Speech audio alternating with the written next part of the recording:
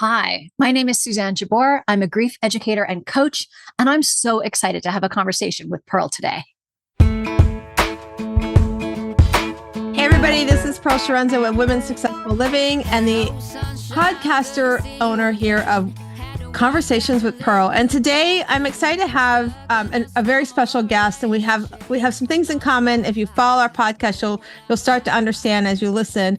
But today I have Suzanne Jabour on, and she's a grieving mom who has found meaning in her loss through opening up conversations about grief, how it really works, and how we can support people experience it. She works with organizations and businesses to build skills and protocols to support people who are grieving at work. She also works with grievers to help find their own grief path, which is so important. Our paths are always different. And she also works with grievers to not only with their grief path, but she also is a speaker to share her story and help normalize grief as a healthy response to losses, big and small. She's a certified grief educator, transformational coach, and workshop leader. And I'm so excited to have you on today to talk about this subject. And welcome to the show, Suzanne. Thank you. Thank you so much for having me. You're welcome. And, I'm just going to say before we get started, if you're listening to the show and you've recently lost somebody and or a child, just know that you might be triggered with some of the conversations we have. And if you want to reach out to us, we will put in the show notes how to reach out to Suzanne or myself. But just know that we're trying to create a safe space and open conversation about grief, because sometimes we don't know what to say to others. And I think, Suzanne, the work you're doing is so powerful. And people like you have helped me through my grief path as well. So thank you for coming on the show today.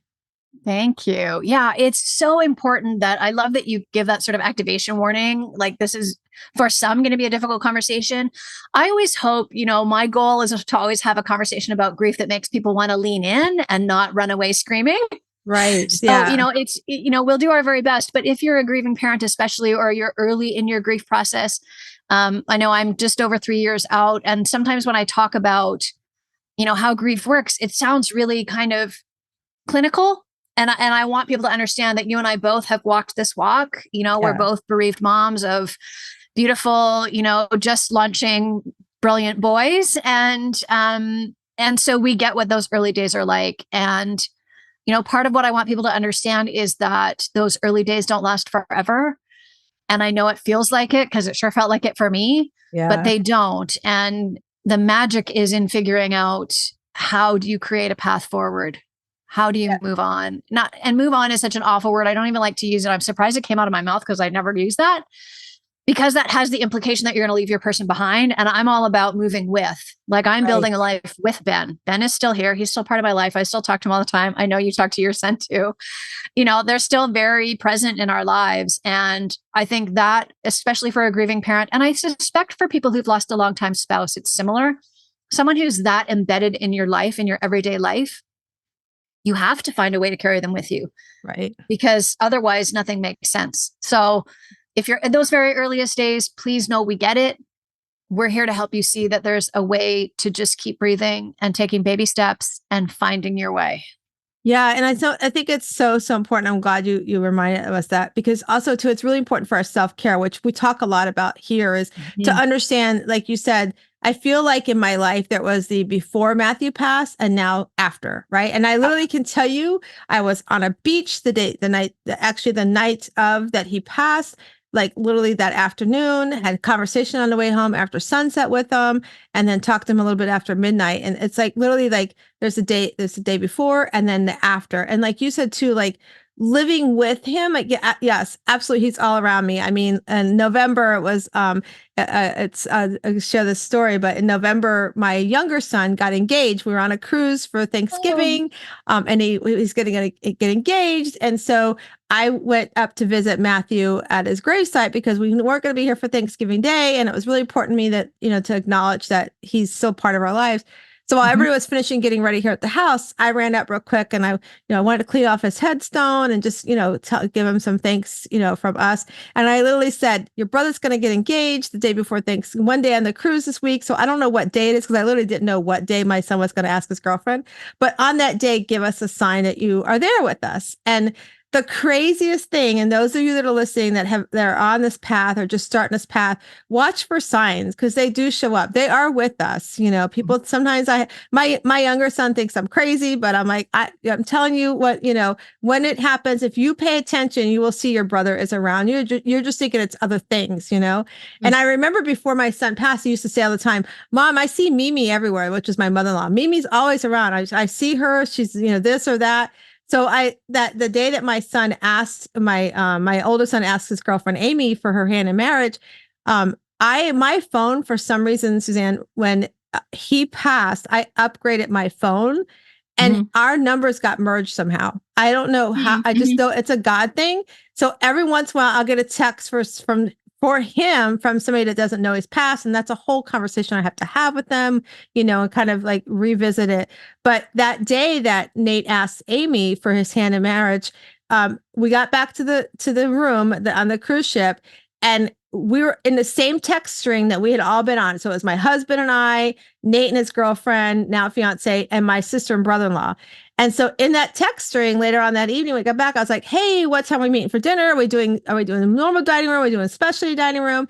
And my husband goes, "Why'd you send that from Matt's number?" I'm like, "I didn't send that from Matt's number." I'm like, literally, I went, "Look, here's the phone. This is." And so he goes, "It's showing up from Matthew." And I'm like, "Okay, let me send you a text separately." So I sent him a text. It was coming from Matthew's number.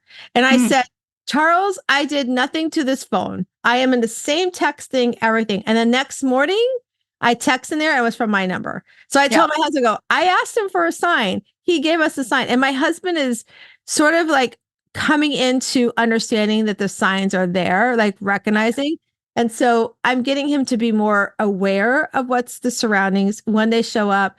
And he actually is starting to talk more with Matthew, having out loud conversations with him. And so he's like, "Okay, son, you really should have been here." Cause it was, we were both, and those that are listening, you go through those moments when you're really pissed off at them for not being here. Or you go through the moments of going, "I know you're not here, but thank you for being here." Right. And so I just love that you share that with us. And also I want those that are listening to know we're not crazy, but there are signs around you all the time, and it's a beautiful, beautiful thing. And so I want you to tell us about your son and a little bit of your journey and share with us, like, many times I'm in a grief group I go to once a month. And I remember the first time I attended, there was a lady that was there and she lost her son and I believe her grandson later on. And it had been 15 years. And she was like, she was sharing her story and she was crying. And she was like, "This is why I don't want to come to these things, because every time I come, I cry." And I reached across the table from her and I grabbed her hand and I said, "Thank you. Thank you for coming. Thank you for letting me know that even 15 years down the line, it's going to feel like it just was yesterday. Thank you for letting me know that the feeling is still going to be there and that I can still live and come to live my life even with that feeling, And so I love that and the girl who started our group, she lost her son. So Lisa started the group out of, so share with us about your son, share a little bit about your story, and then what led you to start doing what you're doing. Thank you. And I want to help people understand, when I'm working with people who want to support someone better, a lot of the time they're held back from saying anything because they don't want to make it worse and they don't want to remind the person. So I want to start by saying, you will never be reminding us. We will always remember. So asking someone to talk about their lost loved one who's died is actually a real gift. I love talking about Ben. It helps keep him present in my life. It helps other people know him. And it's really something that's a gift and not a burden. And I think it's important for people who haven't been through this experience to understand that. And if the person doesn't want to share, they get to say, "No, I'd rather not talk about them right now." But I love when people say, "Oh, what would Ben have thought of that?" Or, "Oh, I thought of him today because I saw such and so." It's like sharing those remembrances and those memories and those connections is really, really important. So thank you for modeling beautifully how to do that. Ben was 22 when he died. He was managing a fashion clothing store, high fashion brand clothing store. And, loved fashion, architecture, art. He was super artistic. He was profoundly gifted. So the easiest way to explain that is by saying, well, there's a couple of funny stories, but I'll only share one because I try to not share stories about his sister too much because she'll get mad at me. So I explained how gifted Ben was by saying he read the Harry Potter books in kindergarten. And his self-chosen summer reading book between grade 3 and grade 4 was Moby Dick. So he was never going to fit in at school. He was never going to enjoy what was happening at school. He was never going to be challenged by school. And that was just the reality. So lots of trauma happened for him at school, unfortunately, at the hand of students, teachers, and administration. It's not just the students. There's issues with some teachers and some administrators. I'm not here to throw them all under the bus because many of them were fabulous with him. He, managed to get out of high school, which was our goal. He changed schools in the spring break of grade 12. So that tells you a little bit about how hard it was and how much he was struggling. We were like, yeah, I don't care. We're pulling you from that school. We'll find a place where you can graduate. And I remember saying to him, we have not put in all this work for you to give up now. Like getting to grade 12 has been so hard. You cannot give up in the spring break of grade 12. There's like 2 months to go. Like we got to figure out how to just suck it up and get done what needs to get done. And I think he still needed to finish English, which was such a joke because he'd read Moby Dick in grade 3. So English was not a hard credit for him. And he had to do some grad transition program shenanigans. But anyway, so he graduated. He was just a really unique, funny, smart as a whip. Like I couldn't keep up with him. And gifted brains, it's really interesting. They just work differently. So it was always a real adventure for me as like a smart person. Like I'm pretty smart, but I don't have that giftedness where my brain just works a different way than other people's. And his brain just worked a different way. The way he saw the world was just different. So it was really fun to be along on that journey of, seeing the world the way that he saw it. He died. Different experience than yours. I got the phone call from the police. So I got that middle of the night phone call that every parent dreads, to tell me that Ben had died. And my daughter and I were away just about 2 hours, hour and a half away from home. So we weren't far away for the weekend. And so, I had to go tell her and phone the kid's dad. And, so it begins. The telling still is the hardest part. I would say to anyone, if you're at those early stages, if you can find a way to tell a lot of people at once, which we did a couple of different ways and was such a relief. If you can pass that on to other people and get them to do the telling, it's still like a stab to the heart to have to, if someone hasn't heard and they'll say, oh, how's Ben? And you have to tell them. And it's even worse because now it's like 3 years they haven't known. And there's all that drama that they didn't know. And it's just awful. So, the best things we did was do big ways of telling people and just, figure out how to breathe. And I agree with you. Like you said, like for those who are listening to this story for the first time, I lost my son in a tragic car accident. I didn't get the phone call. I found out in the news. We were talking to Matthew. He was in my car, my registration. Everything was tied. He was on the way to his girlfriend's house, but he was newly moving in with her. Unfortunately, he made the choice to drink. So he was drinking and driving. And he thought he ran a stop sign. And you can't see the stop sign. We went by there. There was a previous accident the year before. Or 2 years before, they never replaced a flashing sign that said stop ahead. Mm-hmm. So there was nothing that you could see. And I was up by there. I mean, it's very dark out there. So the police didn't come to my door. They've tried every excuse down to their answer is human error. It's human error, but they use a computer system. Okay. But anyway, so like Suzanne was saying, I didn't get that phone call. I didn't get the knock at the door. 3 days after he passed, I literally was still reading the paper that they were investigating, wanted more information. So my phone call came from me emailing the investigator saying, well, this is his mom. And how would you feel if your mom found out that way? And like 2 seconds later, I got the phone call. So, and I like what you said too. So one of the things that we did, because I saw in the news, I called my girlfriend really quickly because my husband was not home. He was dropping some French kids that were visiting us off at Busch Gardens. And of course, I'm not going to tell him that on the phone. And when he left, he goes, when I get home, we'll figure out trying to find him. So I called my girlfriend here locally right away, Jacqueline, and she came over right away. Like she arrived at the house as my husband was getting home. So it was just perfect to have somebody there with me. But I called my mom and then I was like, I got to let people know. And you were talking about telling your daughter. So our son, Nate, is not on social media.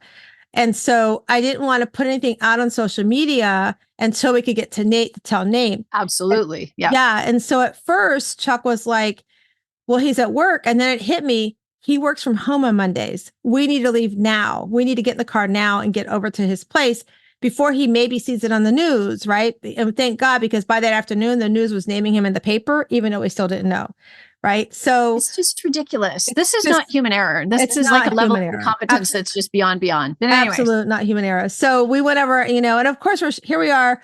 We're showing up Nate's apartment in the middle of a work day. And we bring the little box downstairs and he's like, why are you coming here? I'm like, we got to go talk. So we shared this, we told Nate and everything. Then at that point, we did go on, like you were saying, like finding a mechanism to get the word out. So when we found out, there's a beautiful nonprofit here. It's called Angel Foundation, and they help local families with tragic things that happen, or things like, if they've gotten sick and they can't pay a bill. There's businesses like even my own business, we donate every month to them. So I donate every month, not ever expecting I was going to need assistance from them. Right. And so all I do is say to my friend Jack, I'm like, hey, I need somebody to come clean my house because I've just had 4 kids in my house and I know all this family's going to come. I wasn't asking for a handout. And literally they said, that's what we do, Pearl. That's why we do what we do. So they golfed us around them. So that evening, we decided to use social media to put the word out because we knew that was the fastest way to get it out. Other than the immediate family knowing, we knew that was the fastest way. The challenge with that is that some of Matt's friends are not my friends, so they didn't know, right? And try to get that word out and everything. So through his friends, we kind of got most of the word out. However, I didn't know till almost a year later, after Matthew had passed, through Matt's struggles, he had before he went to go get help, and let me make it clear that if you are listening to this and you are somebody who struggles with addictions, please reach out for help. He had reached out for help, and unfortunately, when he passed, he made a decision that took him off the path of sober, and so while he had his deepest struggles with the sobriety, with what led him to rehab, he had gotten involved with a group that we called it a cult, but he wasn't recognized as a cult. When he went through rehab, he definitely called it a cult. So they took it upon themselves, which I did not know. And I believe truly it's divine intervention that we did not know the day, like the day that Matthew passed, they took his death and made a whole YouTube. And there's still YouTube out there that I'm trying to get out about how Matthew passed because they cursed him, all these things, and then try to claim that Matthew had committed suicide. So here it is a year later, and listen, I'm gonna go to war for my kids, even my husband. So I literally called Matt's girlfriend, was like, Mama Pearl, you are so strong. I literally called the guy on the carpet. I called him up and said, what you're doing is wrong. But because that was out, I didn't know. And for some reason, again, I didn't know. I think I know why. If we'd known right away, I think, unfortunately, I would have had my brother, my nephews, some of his buddies probably go after, to stand up for Matthew. So I didn't know that. So for so long, people would say that Matthew had committed suicide. And I was like, where are they getting this from? Well, when I found out, I was like, that's where they got it from. So I've done a few different social media posts about, let me make sure it's clear and understood, because something I want to go back to, I want to circle back around that you talked about too, is what people say to you, because that was the one thing that, and like you said, reminding us, we don't mind you remind us. We want it. We remember him every single minute we wake up, right? Every single part of our day. There's some part of the day, it's not, and those of you that are listening that are new in your grief journey, there's going to come a day you're going to wake up in the morning and go, oh, I didn't think about him first thing this morning. And that's okay. That's part of that journey, right? Yeah. But there'll be a part of the day where you're going to remember him, or something's going to come on the radio or whatever. And so I remember a friend calling me and she's like, I just don't know what to say. And I'm like, that's the best thing you could say to me. Yep. That's the best thing you say to me. Please don't say, oh, he's in a better place. Please don't say, at least you still have Nate. Please don't say those things, because trust me, I know this world is not great right now, but I certainly would rather have him right here next to me than not be next to me, right? Yeah. And so better place, I don't know yet. I believe heaven's a better place? Absolutely. But I'm not there. So my place, I'd rather have him here, but that's between him and God, right? So to say those things, it's like, don't say those things to me, right? But at the same time, being just reminding us it's okay, because it's like I tell everybody, the first thing we said, Suzanne, when everybody started coming in, And the one thing the three of us did, we went and told Nate, I said to my husband and my son, do not hold back tears for me. Do not hold back your feelings for me. I need you to show the emotions that come along because I need to know that you remember. And it helps me know that I'm not alone in this journey. And so as family was starting to come, the one thing we said to them is we said, please don't hold back memories. Please don't hold back sharing. Please don't hold back tears, because then we know that you're on this journey with us and you're feeling our loss as well. And I remember I was in a grocery store and I was getting something at the deli, and I was just standing there and I saw this young man standing next to me. And for a quick second, he looked like Matthew from the back.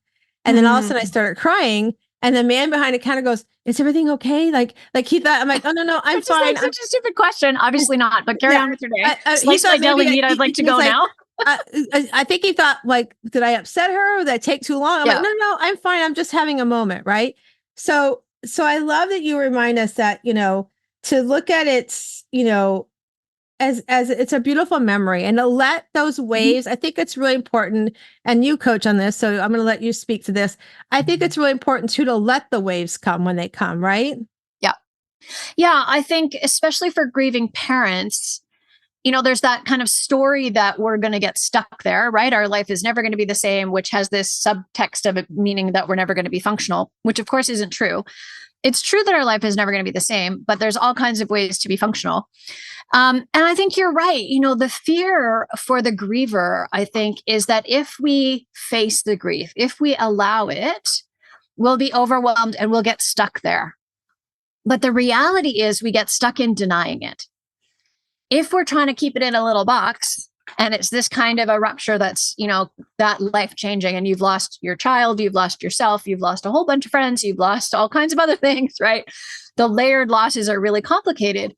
You can't ignore it. You can't deny it. You have to let those emotions come. You have to let the waves come and just go through. The water metaphors for grief are the best for me. And I'm kind of a water person anyway. And I describe it by saying that for me in the early days, it's like a tsunami. Like you're just underwater all the time. You don't know how to breathe. You don't know how to take care of yourself. You don't know how to feed yourself. You really don't know how to do anything. And that's okay. What I realized quite early was I wasn't actually a piece of like driftwood or like broken up sailboat. I always had this vision of like a very, very glamorous broken up sailboat. I don't know why, but that was not actually what I was. I was actually a piece of cork. And every once in a while, I would bob to the surface. And when I knew that, everything became more survivable because I knew I couldn't control it and I didn't know when it was going to happen. But there would be moments where I bobbed up to the surface. I could gasp a breath. I could kind of look around, figure out how the world operated a little bit. And then another wave would come and I'd be gone again. But I knew that I would, I had that buoyancy, right? I would at some point somehow make it back up to the surface, do the same thing again. And then your time on the surface gets longer and longer, right? And then you kind of realize, like, I was a rowboat was my next phase. I don't know if you've ever tried to row a rowboat. I'm terrible at it. It's impossible. I'm like around in circles, never going to get where I want to go. Couldn't actually control the rowboat, but at least most of the time I'm on the surface, right? So that's a little more bearable. And then you're kind of in like a nice motorboat and you can kind of drive it most of the time, but sometimes the waves are too big for your little boat, right? And then the boat just gets bigger, the waves get smaller. They still come. There's still an occasional tsunami that swamps the boat and you're back underwater. But by that point that, this is temporary, this too shall pass, right? And there is a way back to the surface. But those early days, really, the disorientation, the confusion, the brain fog is real. The symptoms that people don't tell us about are part of what then make the grief more complicated, because I really honestly thought, because I didn't know enough about grief myself, I knew that Ben had died, so he's now gone. I knew the person who had gone to bed that night before I got the phone call no longer existed. That was very clear about that. I'm with you. There's a before and after. There's a line there. There's like old me and now me. And, one day they'll maybe, I don't know, weave more together. More parts of me will come over. I don't know.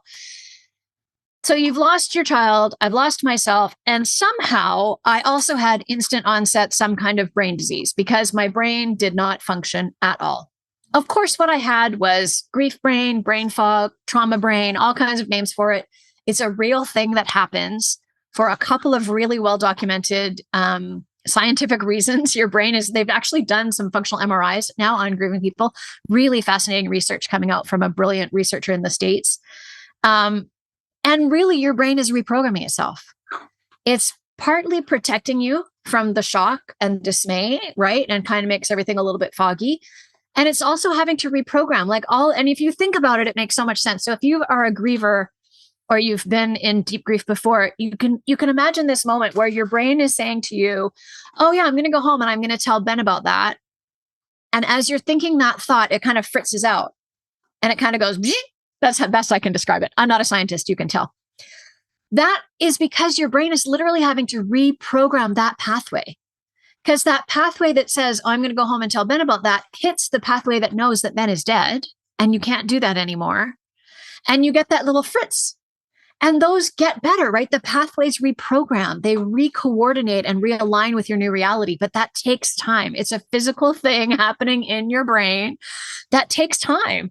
And so one of the most important things we can do to help people, and you're talking about what can we say? I'm with you. When I think about my stalwart companions, who I call the wonderful sort of quintet of people that stuck with me and are still there, almost every single one of them started with something like, I have no idea what to say.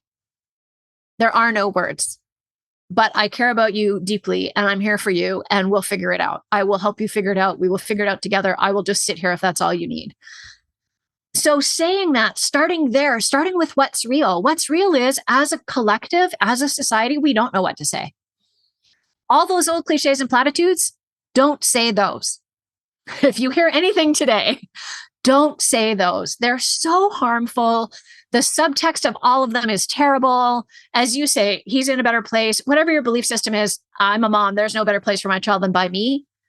Yes, I have another child. That doesn't mean it's not horrifying that one of them is no longer here.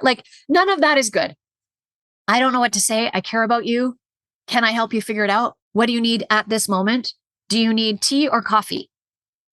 A specific offer. The griever also cannot conceptualize what they might need at some magical day, at some moment. So I'm here for you. Anything you need, let me know. Not helpful. Best of intentions, but not helpful. Specific offer. I'm going to the grocery store. Do you need bread? Go to your fridge, open it, tell me what's missing. I'll bring it to you this afternoon. I love that you're saying that too, because that was one of the things too. I remember like the eating part. I remember about day 3 after Matthew had passed, we were planning the funeral and everything. I remember going, I'm not hungry and I did not want to lose weight like this, right? I remember being sick. I was like, I need to eat because I know that's what I need to do, right? But so, and to have people come in and be like, hey, we're going to bring, and have people, the food, it was just so amazing. And to have somebody like my girlfriend, organize that, once, and I literally said, I don't need anything until everybody comes because I know I got food in the house. I just need you to make sure I'm eating what's in the house. So she did exactly what you did. Pearl, what have you eaten today? What can I bring you by? Just you. And then once everybody was coming, because we had probably 30 people out of state coming in. So, it's like, what do you need? What can we bring over? Because people were, of course, congregating at our house. And so that was so helpful. It was just so helpful. And I like what you called the cork, the bobbing, because it's so true. I mean, even as and the brain fog. I want to talk about the brain fog first before I talk about the bobbing. I had gone through COVID and I remember having brain fog with COVID. So when it showed up in my grief, I'm like, I knew right away what it was. But if I had not had through COVID, I wouldn't have known, and so to do my work that I do, I help a company with some stuff. And I was like, I need you to know, when I came back into starting to help them do the project I was helping them on, I'm like, I need you to know that if I miss something, tell me, because I have fog and I don't know where it's going to show up, how it's going to show up. And I literally can tell you that up until, so Matt passed July 22, I can tell you the other part of the brain fog / depression, because I know you're going to go through depression, is showed up in how organized I am at home. Because normally I'm very organized. It will show up in ways you're like, I fixed that problem. I used to be very unorganized. I had a friend come help me organize my bedroom and my room has become a disaster. And I'm like, that's depression. Like my husband's going, I'm like, you need to bear with me. That's depression. And Yep. I'm trying to work through it. Right. So that's one of my goals I created for myself for the first 12 weeks right now. And so I love that you talk about how the bobbing the cork. I love that part because as much as I thought I'm rolling in the rowboat, like you said, we're rowing around really, really well. Thanksgiving week, we're on that cruise. It was our first vacation Yep. as a family without Matthew. And then Thanksgiving Day came, and I was like, I was so overwhelmed with the crying and the war, I sat outside and I tried to, we had a balcony, a beautiful view of the ocean while we're coming back. And I was just like really, really struggling with it. And I mean, I even tried to go eat with everybody. I never wore sunglasses at the table.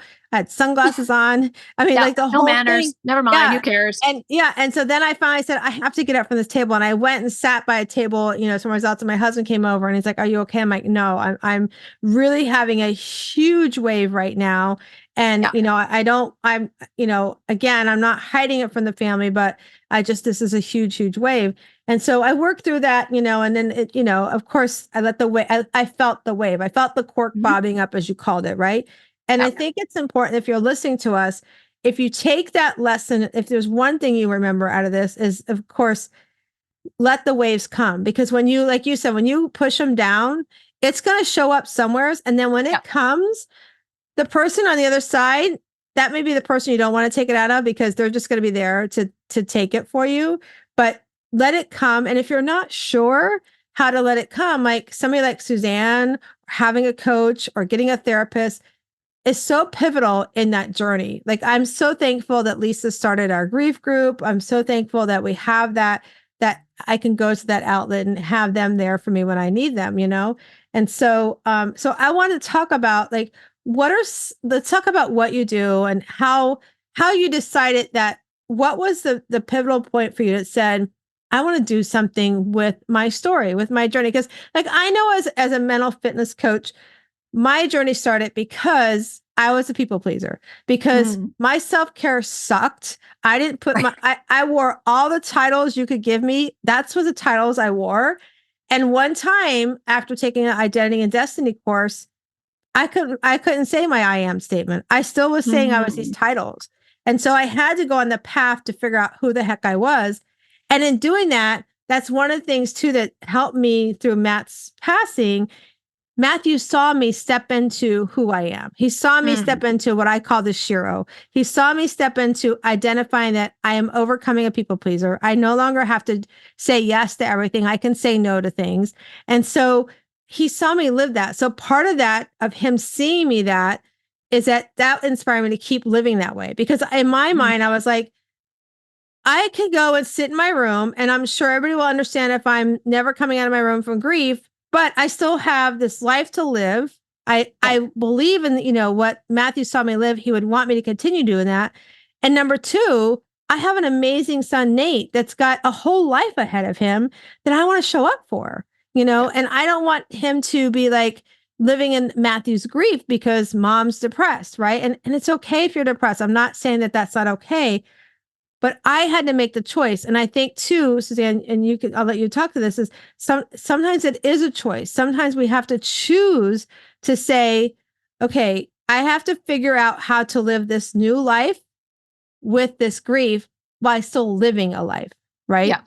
Yeah. So talk to that and Yeah. tell us, like, what made you decide to take the path of what you're doing today? Yes to all of that. It is, and it's 100% about making choices. And I say to people that are, especially if you're in those early days yet, and when I talk about early days, I'm talking about the first 6 months to a year. Like for me, the early grief is like the first 2 years. Let's not even pretend it's any different. Um, it is about choices, and they're little choices. There's no big leaps in grief. It's little choices every day, every moment.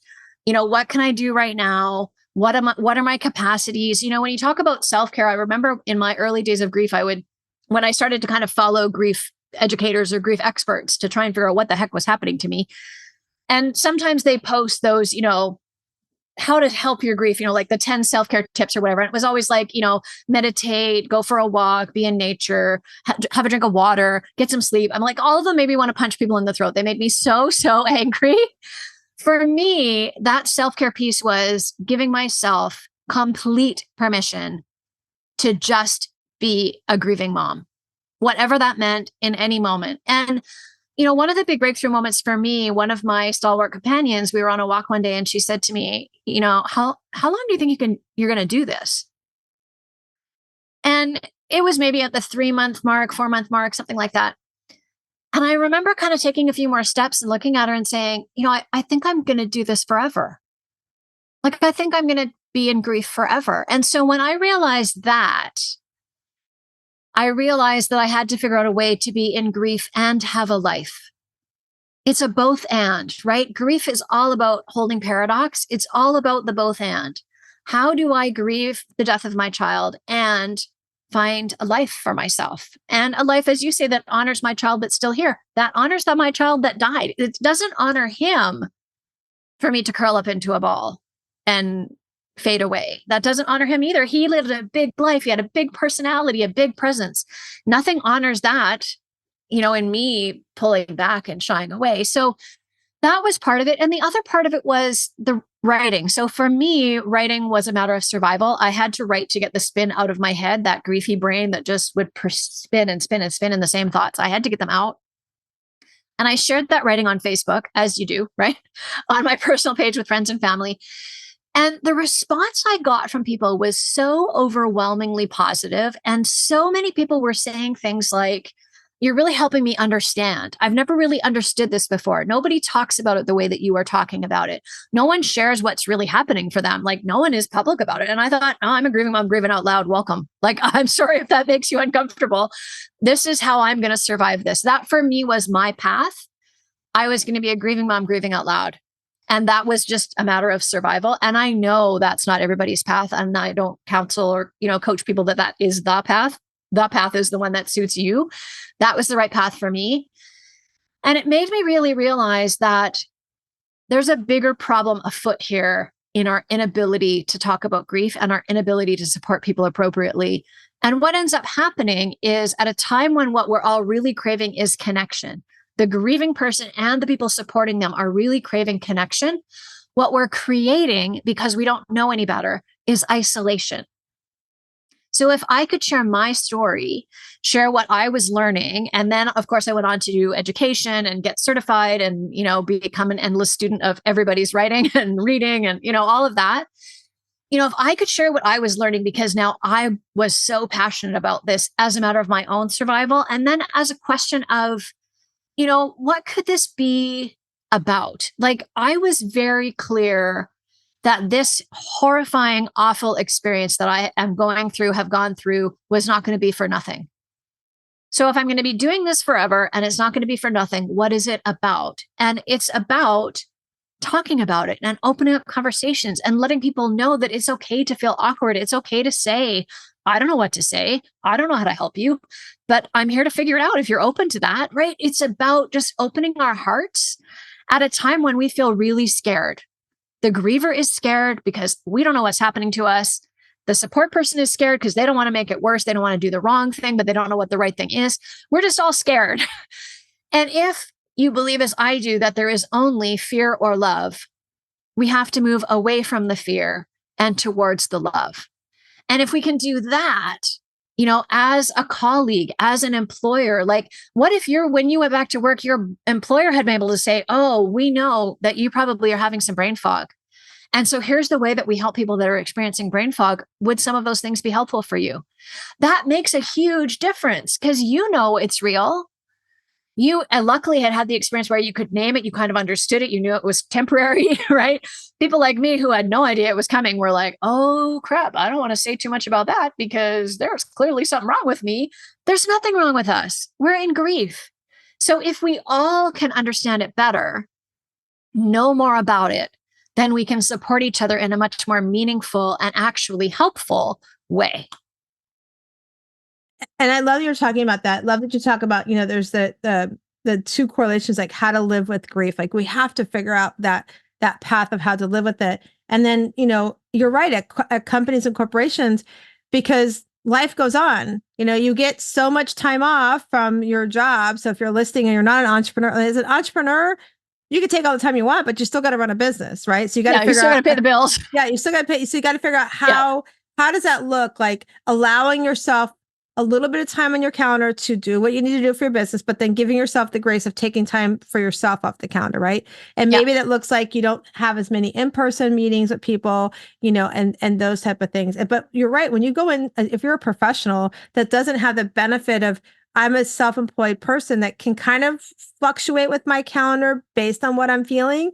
But if you got to show up to a 9 to 5 job or some kind of job in that capacity, and you only get maybe 3 days off. I mean, I Yeah. remember so when my son, he had newly been in his job. I think he'd been in his job maybe 30 days. So, for me as his mom, I was like, oh my gosh, how's this going to look for him? What are they going to do? He works for an amazing company. It's called CAE. And they were like, Nate, take the time you need to take. If you need a week off, don't worry about it. If you need more time, just let us know. Like they were so amazing.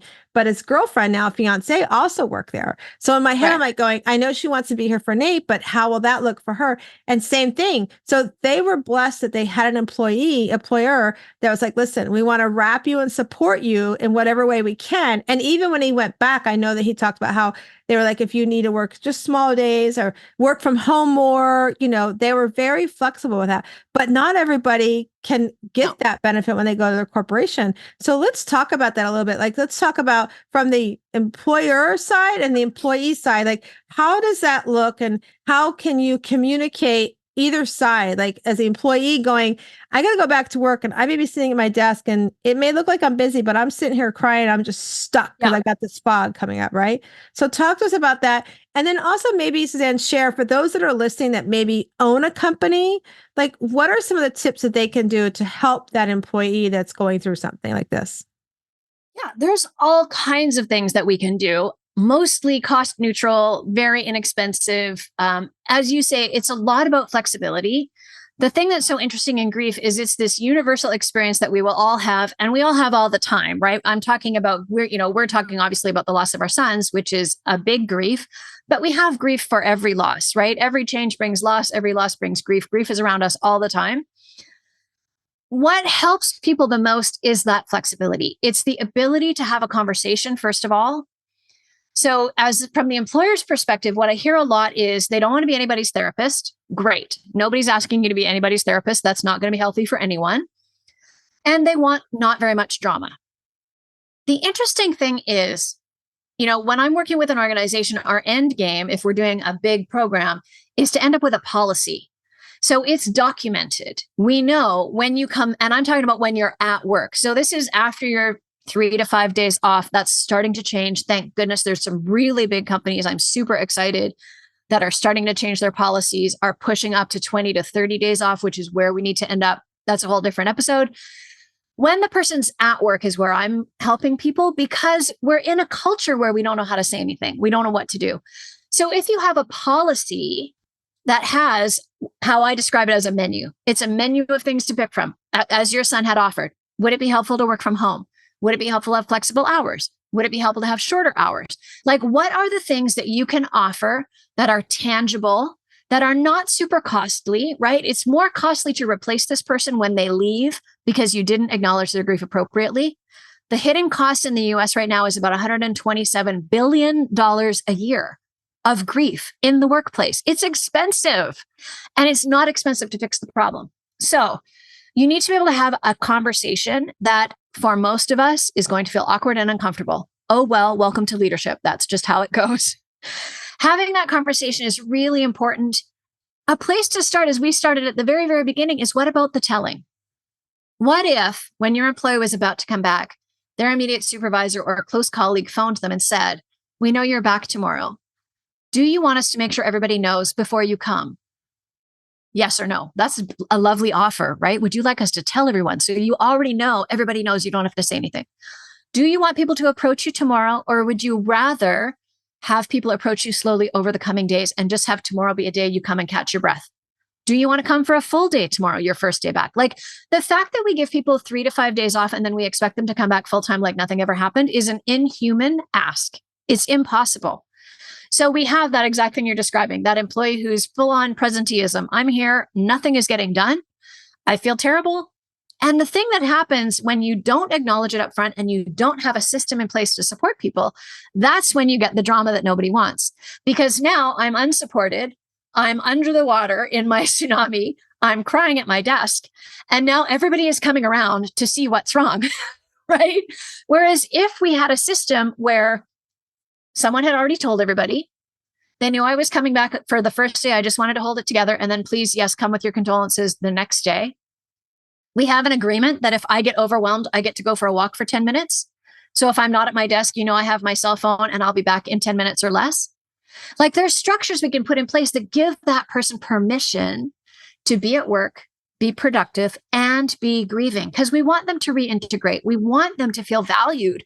We know they're valuable, but they have to feel that. And when you feel isolated, when you feel like nobody knows what to say, when tasks are taken away from you as a way of helping you, but with no conversation and are never given back. Like I've heard so many stories from people about what has happened at their workplaces through the best of intentions that just go wrong and just miss the mark. So it's a lot about collaborative, right? It's about having conversations up front. What if as a team, you had a meeting that said, wow, we know people are experiencing high levels of grief right now. How could we support each other better? Like one brainstorming session I was in, someone said, well, what if we did a lunch train? Brilliant. Mondays, Sally brings an extra lunch. Tuesday, John brings an extra lunch. Wednesdays, it's Martha. Everybody brings an extra lunch each day. That person knows they're going to get fed. Feeding ourselves in early grief is really hard. I don't know why, but it's really hard.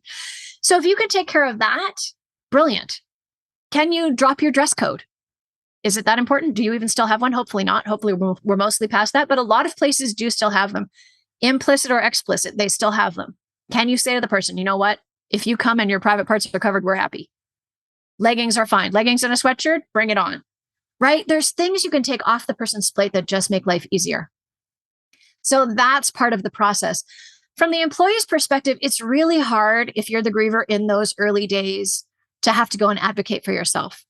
So that's why my work is on the other side. It's with the leadership, it's with the colleagues, it's with the C-suite, it's with the supervisors. Yes, we're going to talk to the frontline employees. We're going to talk to everybody on the team and say, like, if you were struggling, what would be helpful? We want that brainstorming session. We want to do grief education for everyone. We want to up-level everybody's understanding.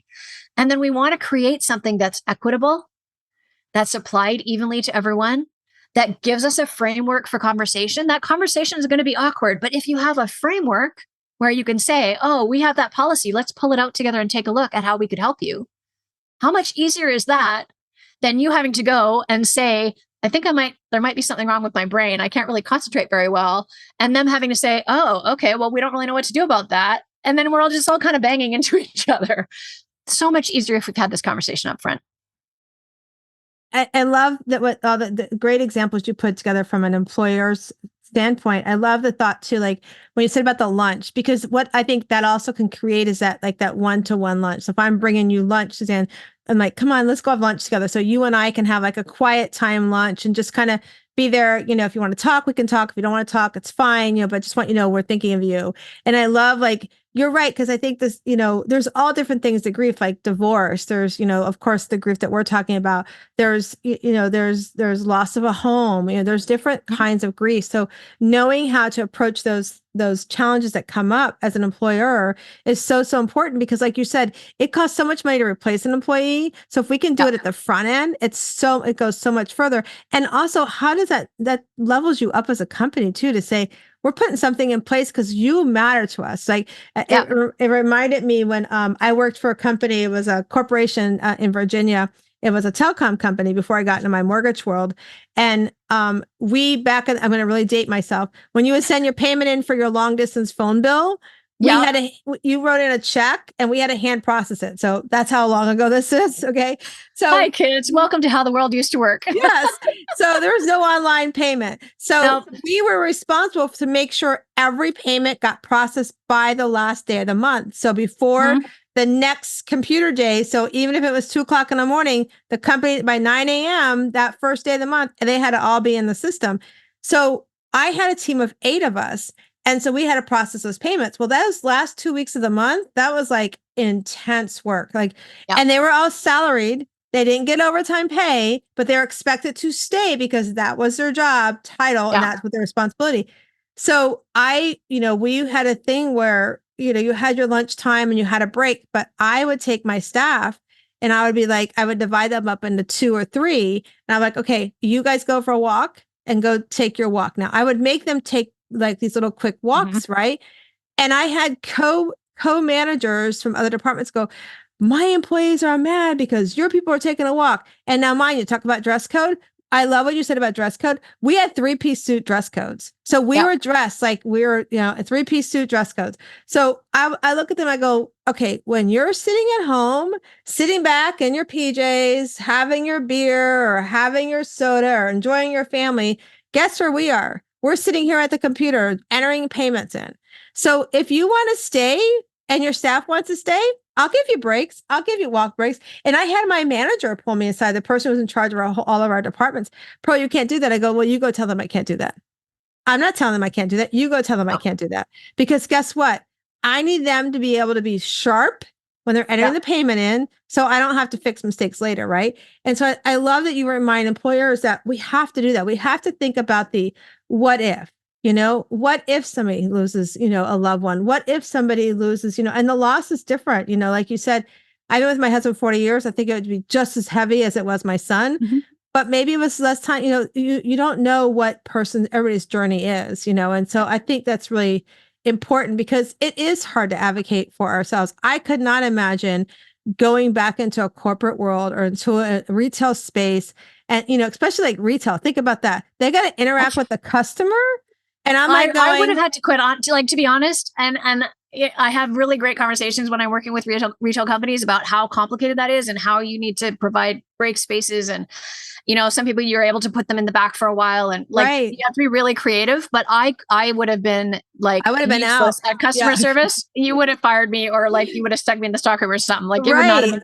It would Because not you're have been having good. to interact with people and you're like going, the last thing I want to do is help you buy a shirt, lady, or the dress, Yeah. mister, or whatever, And your complaint about whatever this is the stupidest thing I've ever heard of in my Right. entire life, because my world literally just fell apart. And I don't care Exactly. about what size you need. Yeah. Like it would So, be very so, difficult. so to think about, to work with those companies, I'm glad somebody like you is doing that because it's important work that we do. It's important work Yeah. that you're doing that to say these things can happen in your company. Do you want to keep that employee and what space can you create for that employee, or are you saying if they can't make it, oh well, I'll bring somebody in? Well, let me show you how much money it's going to cost you, Yeah. because It's about it's a lot of 20% of money. their salary to replace someone. It's a lot of Yeah, money. it's a lot of money to do that. So, Yeah. so while we're talking about, I just looked down like, oh my gosh, our time. This has been great conversation. So tell Suzanne, tell our listeners like how they can work with you, where they can find you. We're going to put in the show notes and everything. And if you're watching on YouTube, I want you to make sure you hit the subscribe button and make comments of how this resonates with you.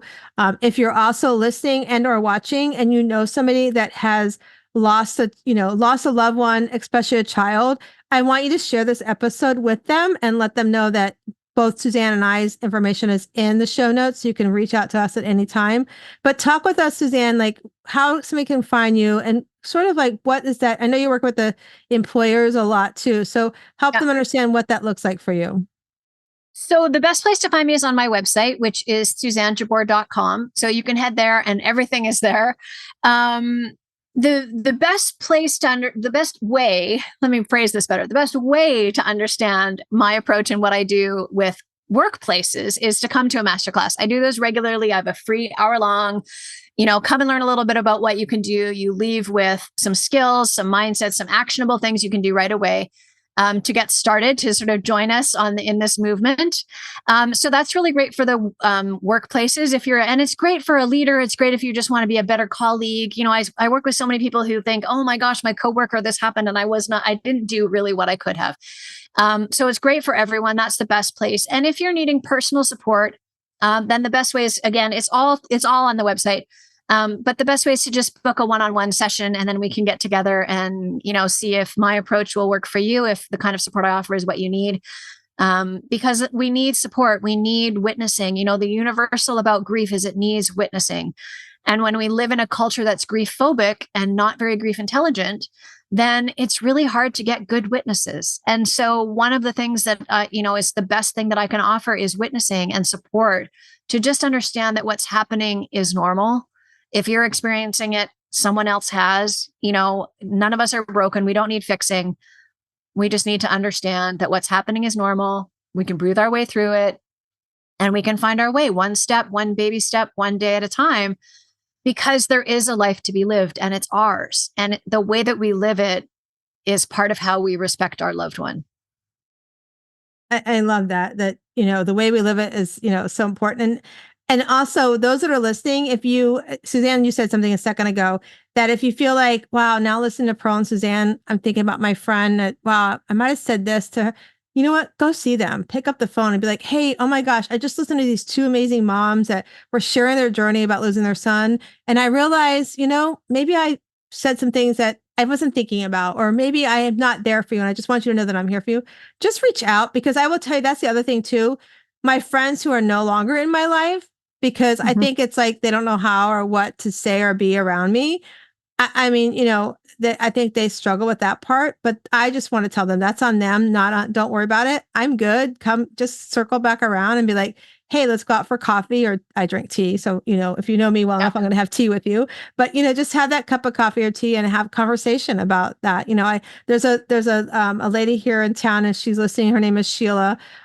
She lost her husband. And one of the things she did after Matthew passed, she reached out and said, come on, let's go have breakfast. She wanted to check on me. And I thought that was such a beautiful thing. And like, even at Christmas time, one of the attorneys she's a friend of mine, but she's also an attorney that helped us do when the boys turn 18, she helped us do their power of attorney so that, something happens and we've got, things in place.